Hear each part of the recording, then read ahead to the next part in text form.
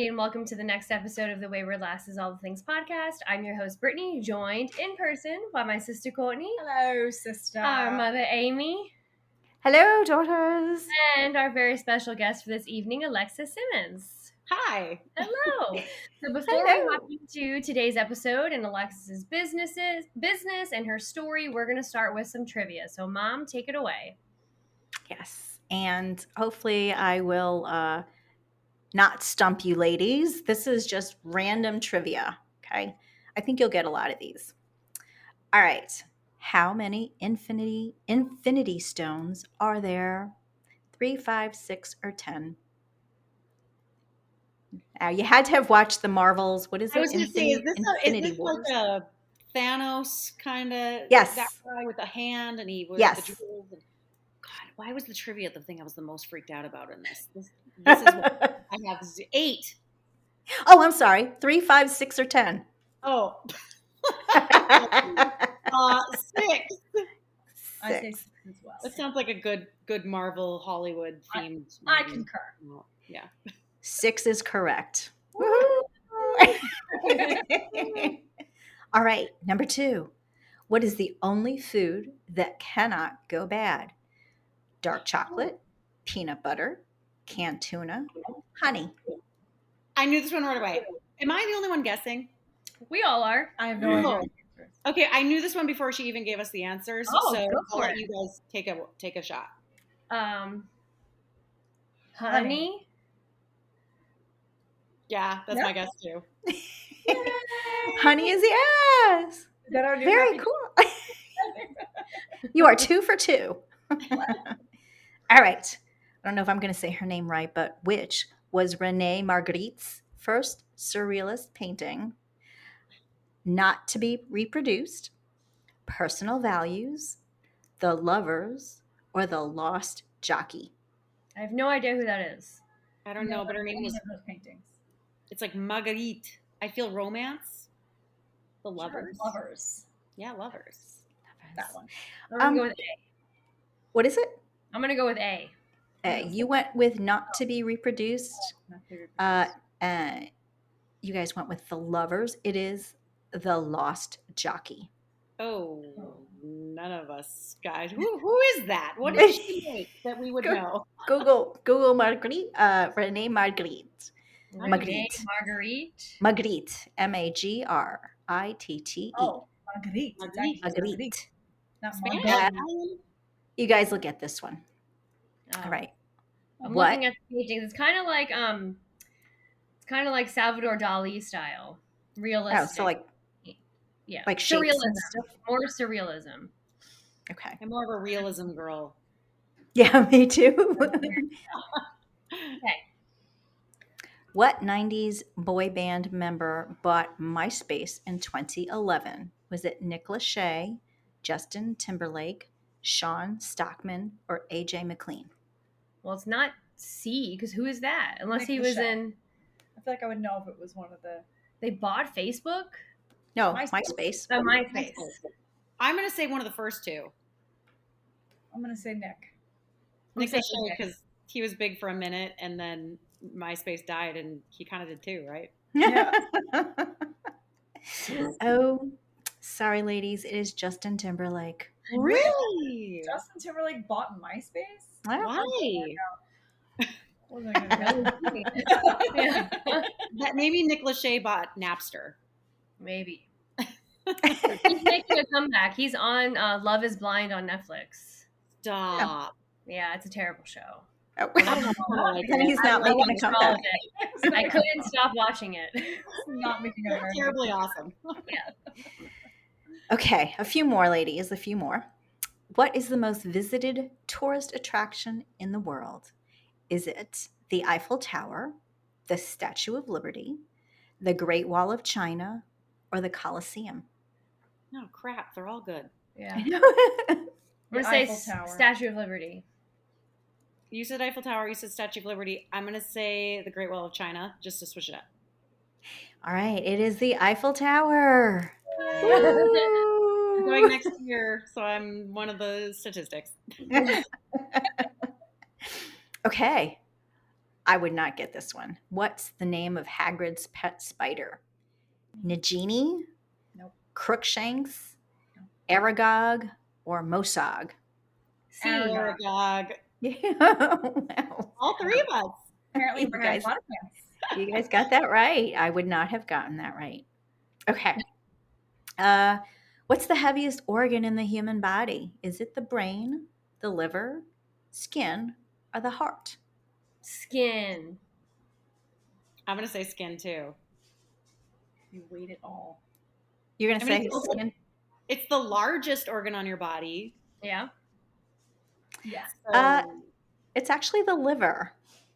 that was my second guess, just because it does so much. But So skin, much, yeah. there's just so much. I would have said skin too. Yeah. Okay. Largest, not Let's heaviest. let's do one more then. Okay. Which of these EU countries does not use the euro as its currency? Poland, Denmark, Sweden, or all of the above? All of the above. Denmark I'm is still the above crowns. too. Denmark is crowns. Poland is Zloty, and I don't remember what was the third one. Sweden. Sweden. Well, I know that Denmark. All of the above. Yeah. All of the above. Woohoo! I don't think Croatia does either. They don't They use euros. They use something else. They don't use euros. I only know that because I just came back from Poland and Denmark. So I only know that because I got back answer. to Croatia last year. Yeah, so I'm right there. Yeah. Good job with trivia, Mom. Mom, that All was right, good. you guys did well. Yes, very good. You have Oh, hold on. redeemed. Okay, so we're going to jump into Alexis's story today. Could you briefly introduce yourself to our audience? Yeah, I'm a little embarrassed I got the skin one wrong because that's kind of my thing. That's Yeah. right. But no, my name is Alexis Simmons. I currently live in South Carolina. Moved here about 2 years ago.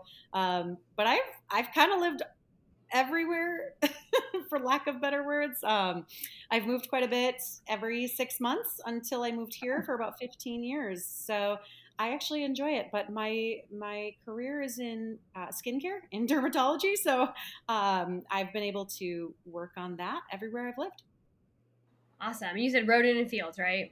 Yeah, yep. So Rodan and Fields full time for 12 years. Though I always hesitate saying that at first until someone gives me the opportunity to explain, because there's so many people that run their businesses differently. Mm-hmm. Yeah. And when did you get started? So I started right out of college.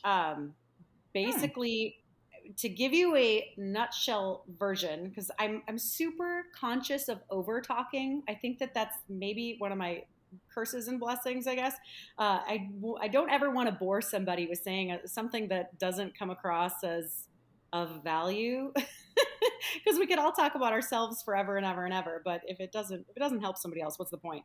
But I started 12 years ago right out of college. I have a journalism background, but woke up and realized very quickly after graduate, I don't even think I'd been graduated actually, as I was graduating, that I did not want to work for someone else building their dreams. I wanted to build my own.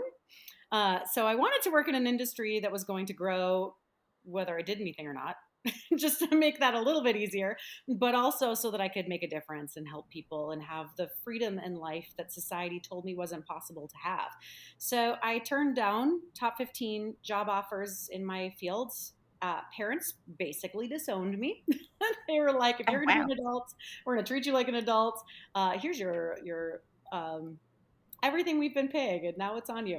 So I kind of just took matters into my own hands. Obviously, that was not easy. I had to tough out the path with small odd and end jobs. I was waitressing to make ends meet. Had some loans to pay off right off the bat, and looked at everything. It took me about 8 months to find Rodan and Fields.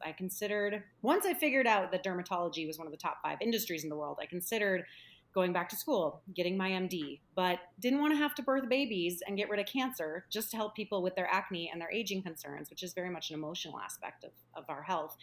And instead, I kind of looked at the esthetician route and realized that as much as I respect the women who go into esthetician work, I don't want to just sit there and do procedures on people. I want to understand medically what's happening on their skin. I want to just kind of take more of an ingredient approach versus just facials, and which there's obviously a time and place for that. I really encourage people go in and see an esthetician often, but I just wanted a little bit different route within skincare. So wandered into a meeting for Rodan and Fields. Had no clue what it was, other than it was the same doctors who made Proactive, like that acne medication. Everybody has a friend that had that dry ring around I them. used it. Yeah. Yeah. Hopefully you didn't have the dry ring. Did it dry you out? Yes. You did. Oh no, I'm sorry.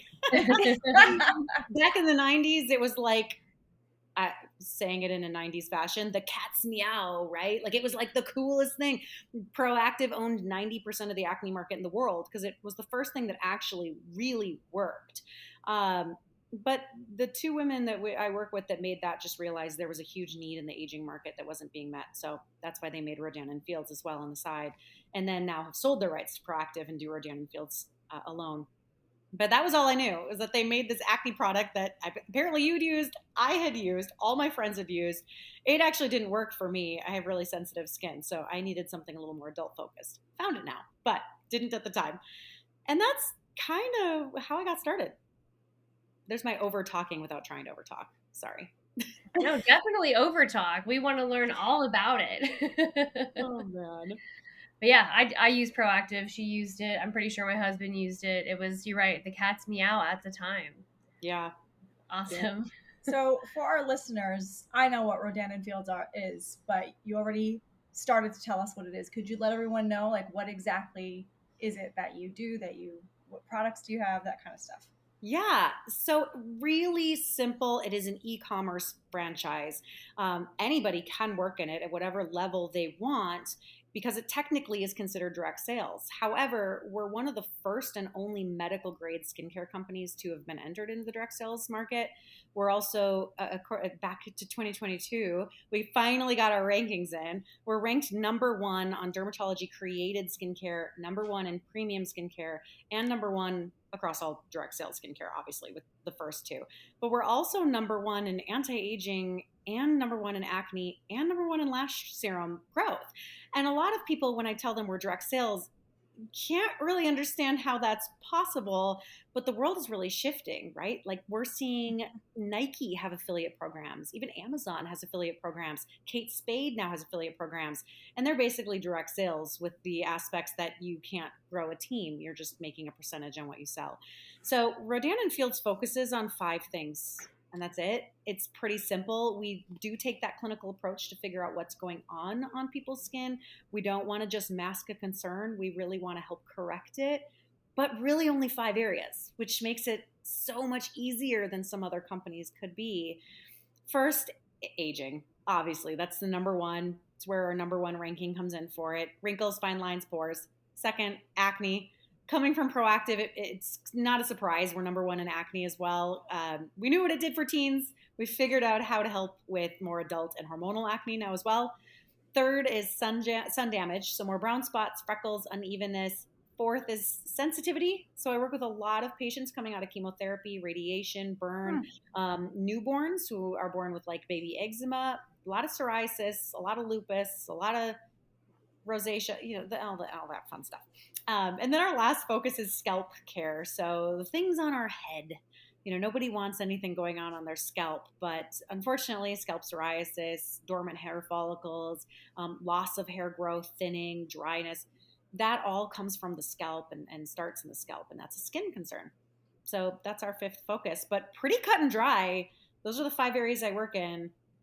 For me, when I first started, I did not want to run it like a direct sales company. So I started really connecting with medical grade companies. So dermatology offices. I started working in Scottsdale, Mayo Clinic, moved up to UCLA, then moved to Mayo Clinic in Rochester, Massachusetts General Hospital. You get the picture. All over, but mostly working in derm offices. Oh, Am I lagging, or is that just me? No. Okay. No. Making sure. We do like to pause a little after everyone talks before we say anything, so there is no like us talking over each other. So that's why we didn't respond right away. Well, I'm looking at you guys, and your video's lagging a little, but Oh, that's it. That's it. it should be So I fine. was just making sure it wasn't me. You're good. I don't see any notifications popping up, so everything looks good. Okay, good. Put that out. Sorry. How Paul, did so? you have a question? I'm sorry. I didn't want to Yeah, interrupt you. I'm just trying to like how to ask the question. So you said that you use Proactive, right? Mm-hmm. It didn't work for you. Nope. So how did you make I don't know, what was it that drew you into Rodan and Fields? I know you said you wanted to help people, but was there anything specific? Because you knew already that the one product didn't work for you. So what made you think that the other products or the products that they had would be something that would work? Because for me, if I'm going to be selling something, I need to get behind the product, right? Otherwise, I need to believe in the product so that I can be a credible salesperson, if you will. So Absolutely. what was it that actually like drew you in and then I guess made you a credible Yeah. salesperson? No, that's a great way to ask it. I totally know what you're saying. And I see why you were like, how do I say this nicely? Yeah. Why do you like this if it didn't work for you? Right. Yeah. Like what made you stick with it? Right. Well, honestly, what it came down to first and foremost were the statistics. So the fact that Proactive worked for 90% of the world, I figured I was probably really weird that it didn't. I also had been off and on Accutane, spirulactone, tetracycline, Oh, doxycycline. I'd been on okay. pretty much every steroid under the sun, and no dermatologist could fix my skin. I was cystic up and down both sides, and it's not that Proactive didn't necessarily work. I think my skin was so sensitive and dry, I just couldn't use it correctly. So it just made me peel so badly that I knew I wasn't able to give it the chance that it needed to risk the other side effects that would come from it. And Right. what I've later learned in life, and especially since so many dermatologists were not able to fix my skin, literally until I found Rodan and Fields, was that the only reason Rodan and Fields acne products worked for me was because it was formulated not for teenage bacterial acne. It was formulated for adult and hormonal and genetic acne, which comes from a completely different place. And until the mid to late 2000s, that wasn't really a thing. So people didn't really acknowledge that that type of acne was different. They just kept telling me you're not washing your face enough. And so Right. I really started to understand the science behind skincare better. I started to understand my skincare better, my skin better. So really getting into it was partly because I thought, okay, they're using something for a completely different form of acne than I've been told I have my whole life, but also the statistics. I knew that I was not the only person in the world, and any skincare company that can claim 60% success on their products, that is on like an actual skincare level, marketing wise, considered really good. So anything that's over 60%, which seems really low to me, because I'm like, wow, okay, so just Yeah. over half, cool. But that is technically what is considered successful. And with Rodan and Fields, every single one of their products had a higher than 80% success rate. Wow. So I was like, okay, that's speaking volumes. So the numbers, the statistics, the things that Forbes was saying about it, and now going 12 years in, we've had medical journals that have covered some of our ingredients and our science and technology. We have products that we're the only, and like molecules that we're the only company that has because we've patented them. So it's really the technology and the science in it that has kept me so intrigued, and they're constantly changing it. We've been number one for years, but about 3 years ago, they changed our whole formulation in our regimens, not because we weren't already number one, but because they discovered their own science that would improve our current science. So it's not about, even for them, it's not about just the money. It's not just about selling it. It's about constantly making sure they're giving the best of the best to people. And I saw that heart from the very beginning when I started researching the company. I saw that purpose.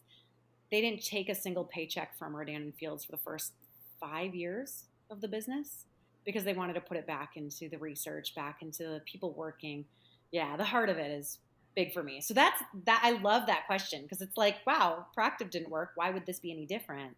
Right. Really, yeah, it came down to the numbers and the fact that my acne was just different than what derms were telling me I had. And I do have to say, you have beautiful skin. I'm Thank just I'm like staring at the thing.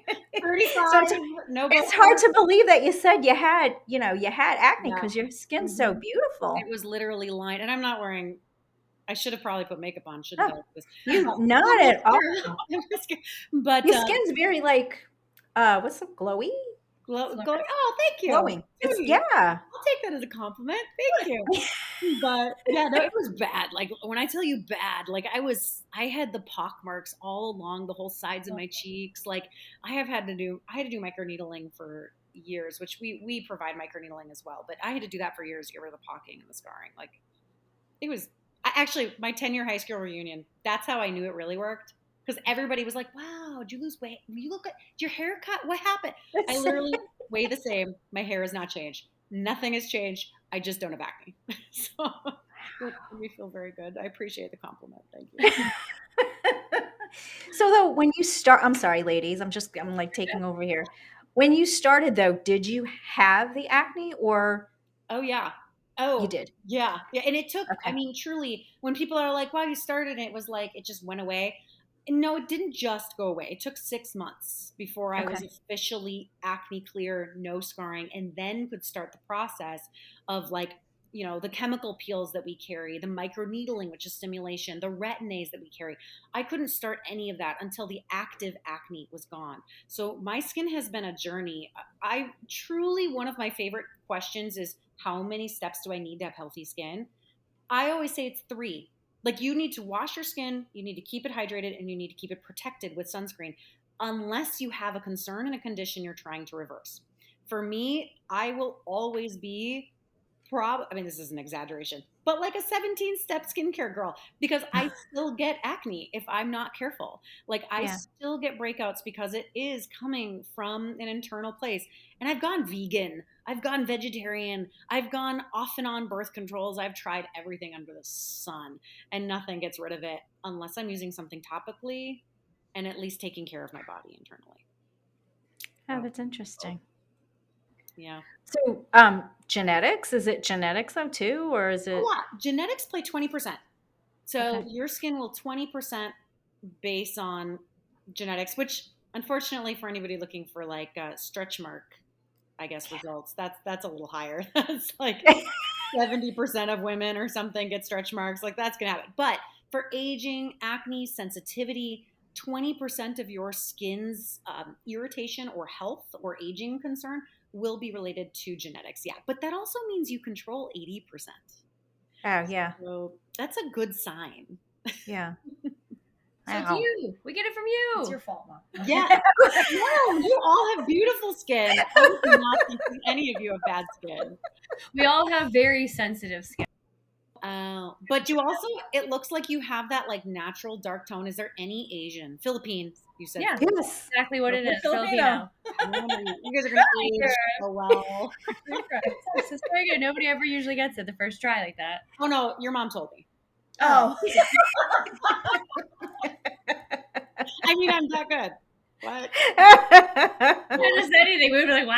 Oh, that was the first time. One person our whole life. But you guys are going to age you guys are lucky. You will age fairly well compared to this white, pale, damaged, easily tanned. We do though. We do all have very sensitive skin. Like I know I have very dry skin. I'm pretty sure you do, Mom, as well. So I know like when I'm gonna have to have a conversation about this because you've already sold me on it. I'm already. Oh no, I'm sorry.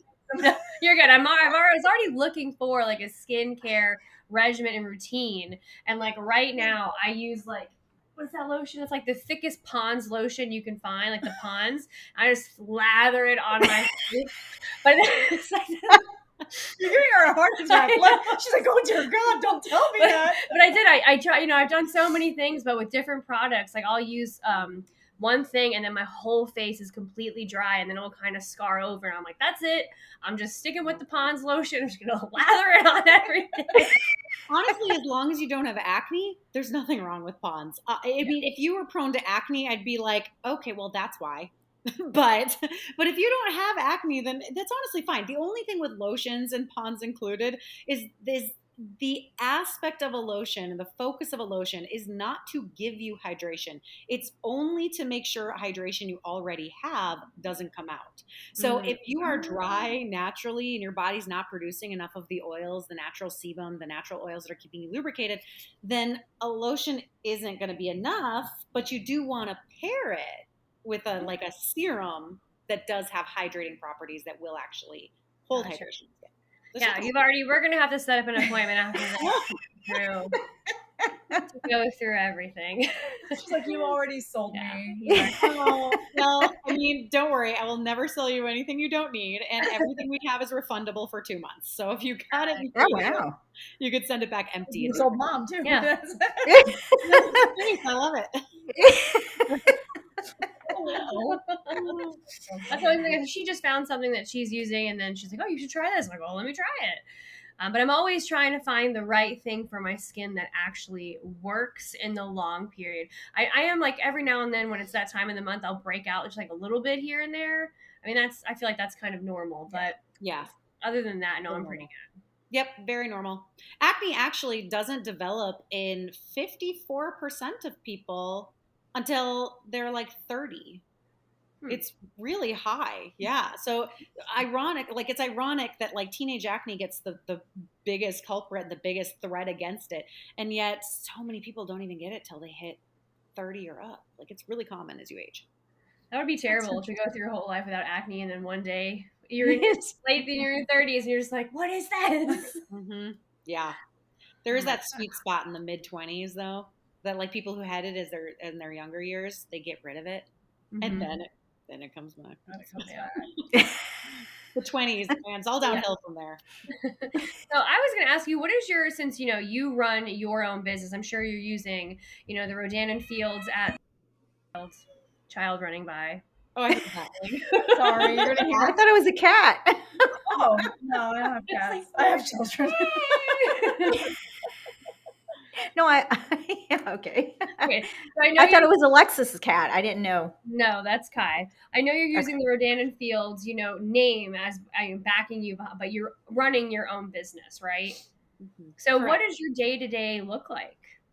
Yeah, and this is, again, kind of what separates, I think, people that look at direct sales companies as, that thing my neighbor sells at her parties on Tuesday nights, and the type of person who makes it a career.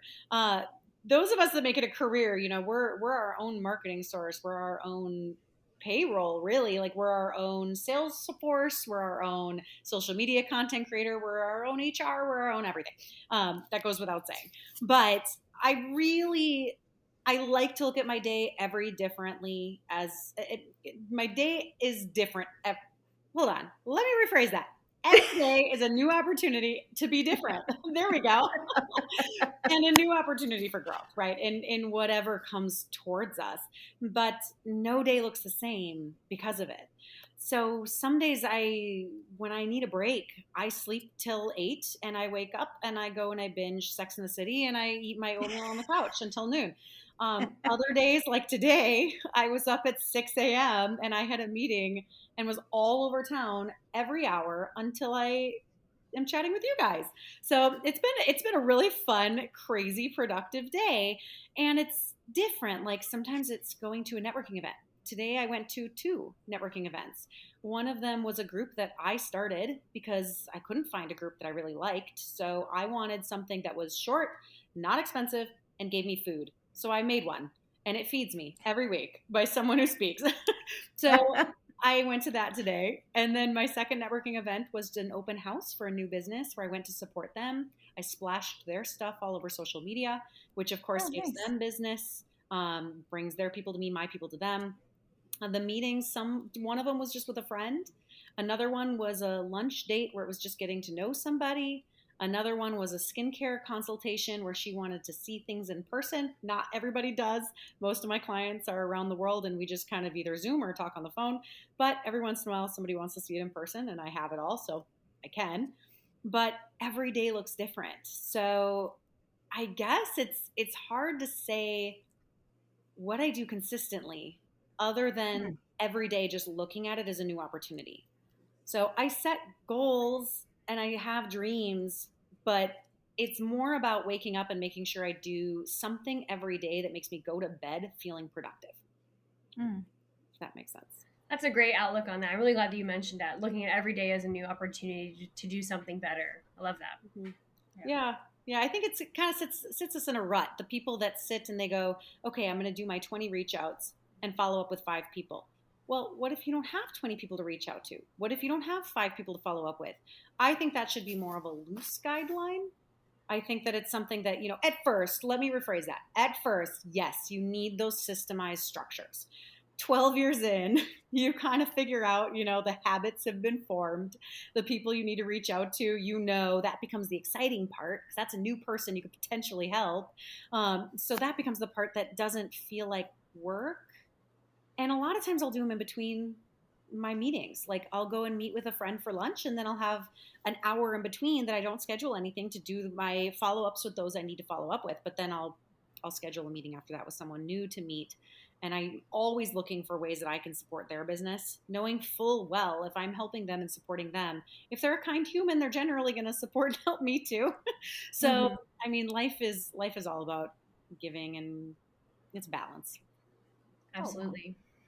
Now, do you find most of your clientele are just repeat customers, or are you generating sales through social media, you said networking events? How does all that work? 3 ways. I would say a lot of repeat customers. We have a 96% retention rate in Rodan and Fields. So Wow. yeah, That's so impressive. usually people that try it will at least 96% will try a second time. So we have a really high success rate when it comes to people sticking around. So the residual income in what I do is really nice. I'm very grateful for them. I have systems in place where if they've been a client for, if they've ordered for, a certain amount of time, I'll send them a thanks a latte gift card to a coffee shop. That's cool. Yeah, steal that because I definitely did from someone else. But yeah, so the repeat customers are big, but it's also finding new ones. So that comes 2 different ways. One is referrals.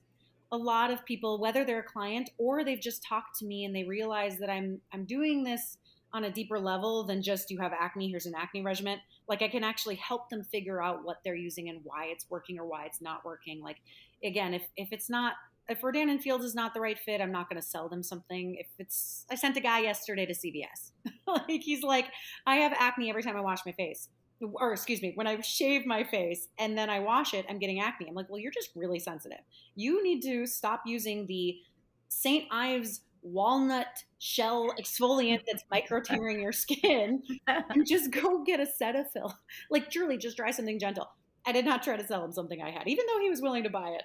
But I know for a fact that he has 3 friends, including his wife, that he already knows he wants to send my way. So I have no problem sending somebody to somewhere that's going to be more effective for them because the referrals are a huge part of what I do. And then, of course, the third way is meeting people that are new. And that there's a structure to that. And that is truly for all people in business. If they can master this, it's how my business grew. It's truly even over social media because I don't really add people on social media unless I've met them in person. When somebody friend requests me, I immediately go into the like, ooh, now they're just going to spam me mode. You don't ever want to be that person. And we've all gotten those messages. So really, if you can master the stranger friendship approach, that is, the world is your oyster, so to speak. So I try to do 5 networking events a week. Some are online, some are in person, some are structured, some are just open. You just Google networking in my city, whatever city you live in. And generally, a million will pop up if you live in at least a city that's larger than 30,000 people.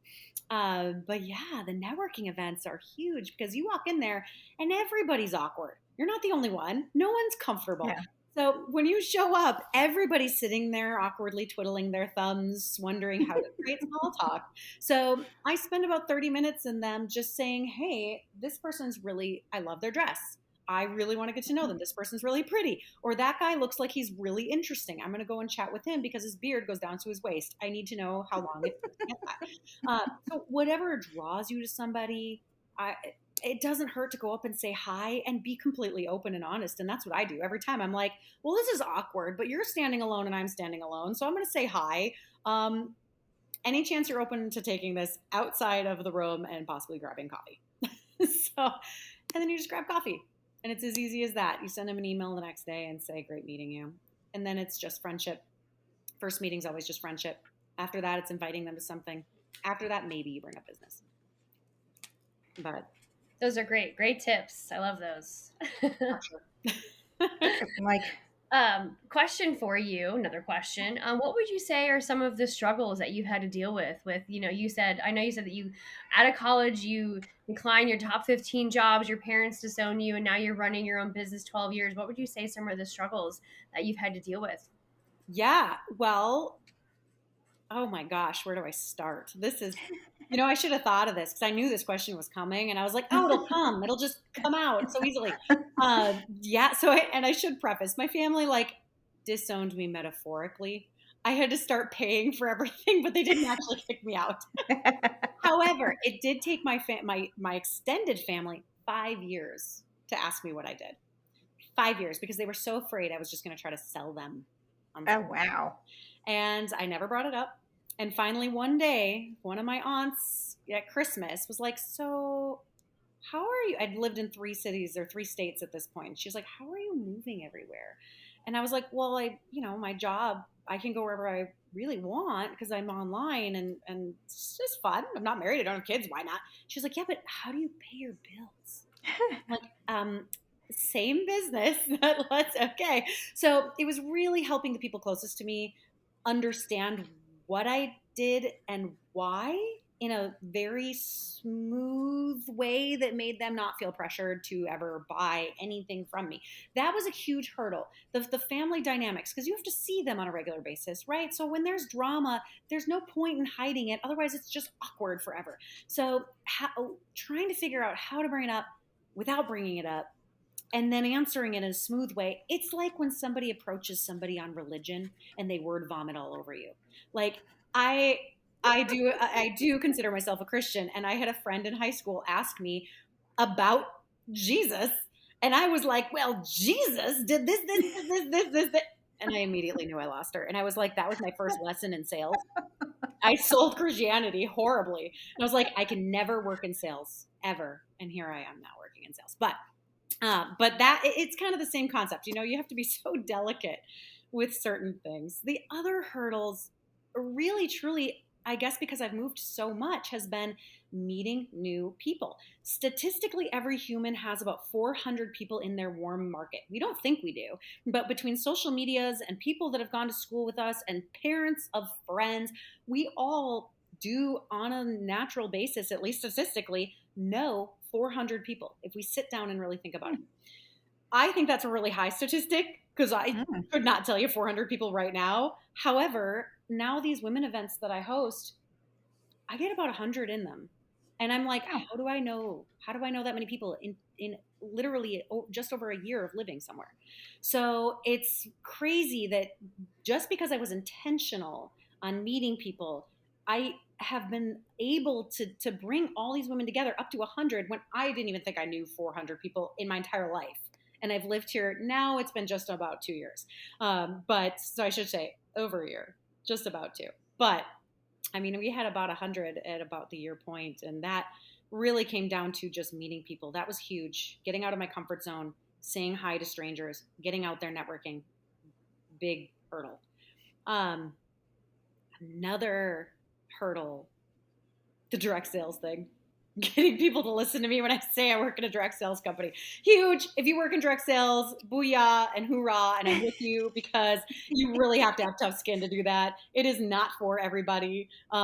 It's a tough industry to be in, but also the skincare aspect of it. Coming in at 23, I'm 35 now. People still don't really take me seriously on the aging front, but at 23, they really didn't take me seriously on the aging front. So that's why I got my hands on every dermatology course I could. That's a fun fact. I have 500 hours of medical grade classes under my belt through like UCLA and Harvard and Mayo. Wow. I have 0 credits to show for it. It was just being a fly on the wall and getting tests from friends when they would leave the classes. But that's also why I moved to all those places so that I could get my hands on those types of courses. But that being said, I did that because I knew nobody would take me seriously. So self-education, getting out of the comfort zone, learning how to speak. Those are really the best ways to overcome those hurdles.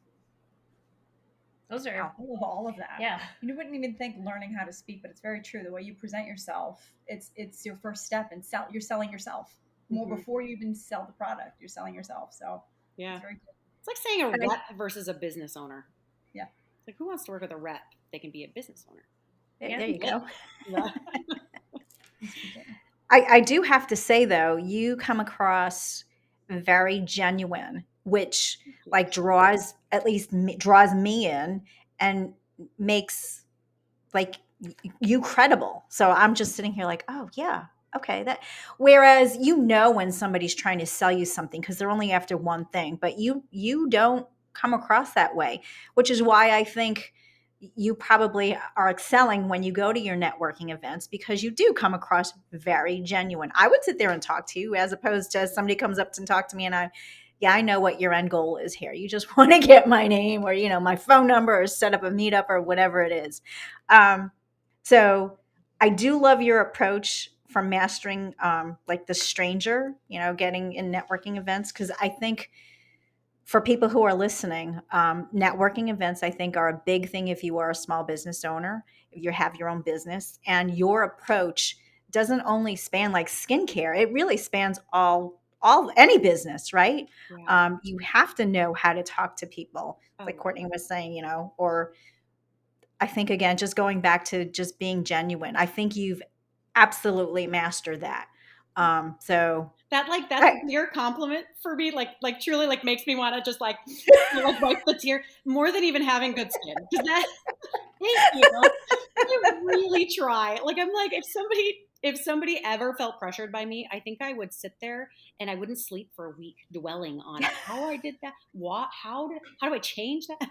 yeah, So thank you. yeah. I really appreciate that. Yeah, I mean, I like Brittany, I'd be like, okay, I want to hear more. Tell me more. Because you come across really genuine and I want to help you rather than I want to sell you something. So I think that's very admirable. So I just wanted to put that out there as a comment. I'm going to stay quiet because I'm like, all I'm going to keep saying is on repeat. Thank you, thank you, thank you. Somebody else say something.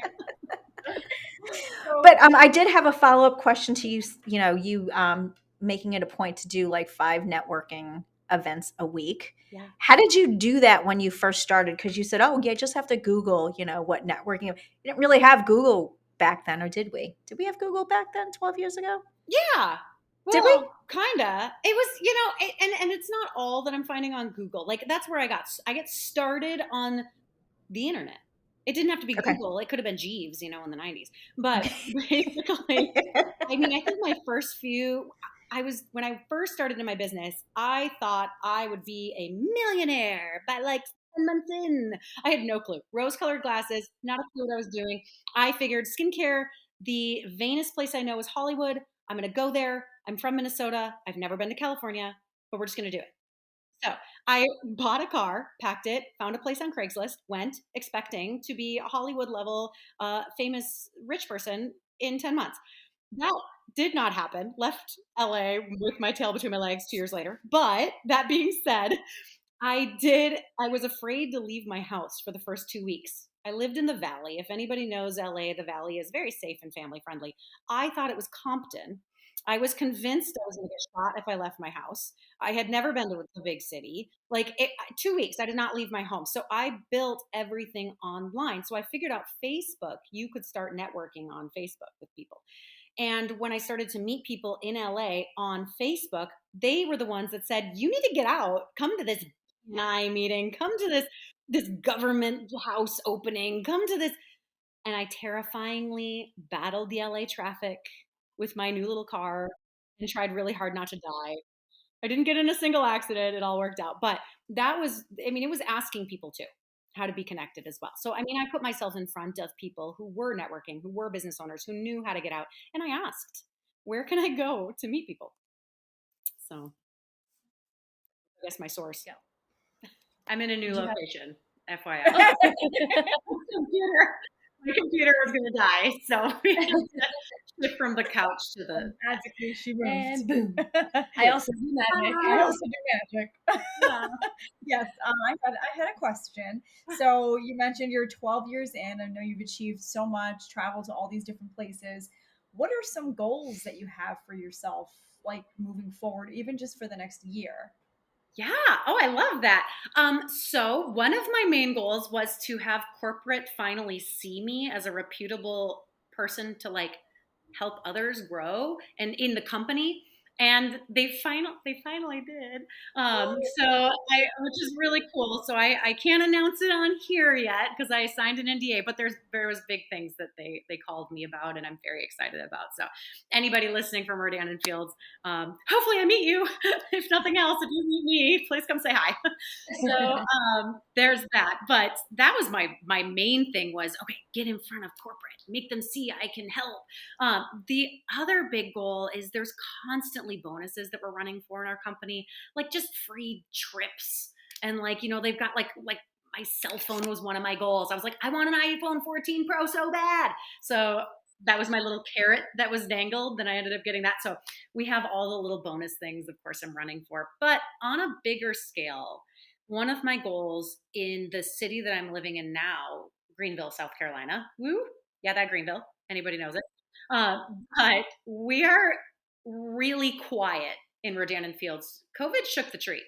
Almost every direct sales company felt it. We lost a huge part of our company. Just people who couldn't handle the mentality of having to be a stay-at-home mom. All of a sudden they're working from home. All of a sudden they don't have nap time. All of a sudden they're now teachers. Their kids are all at home with them. And just the mental fear that I think a lot of people felt, especially in the North. I was in Boston during all of it, and it was intense. I mean, I got kicked out of places because my mask wasn't the right kind. Like it was intense. So we lost a lot of people in Rodan and Fields who were just, selling a couple things here and there and nothing intense. So I'm in a rebuild stage.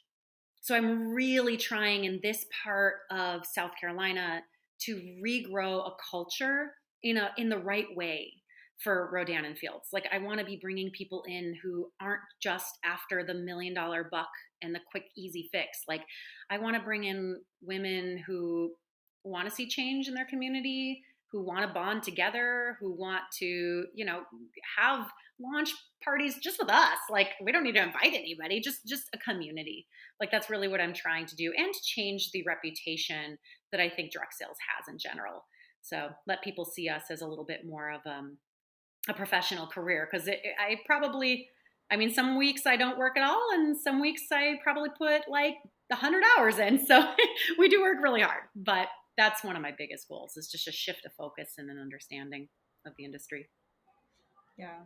I understand that because I've never been in direct sales, but I have friends who are, and it's true. It's like as soon as you hear that, you're like, oh, okay, are you going to sell me something now? It makes it like a little awkward because I want to support you, I want to help you, but I also don't just want to do it just for that reason. I want to get behind the product, and you feel pressured sometimes, and so I can appreciate that, wanting to change the ideas and the conceptions that people have. My best piece of advice for people who just say no. Honestly, people want to hear you just say that you're not interested versus just constantly having to track you down. Like when somebody ignores me, that's an invitation for me to ask them again because maybe they didn't get the message. Like sometimes somebody gets busy and they open it and they don't read it, but they are interested. So I'm like, hey, I feel really bad, but did you happen to see the thing that I said?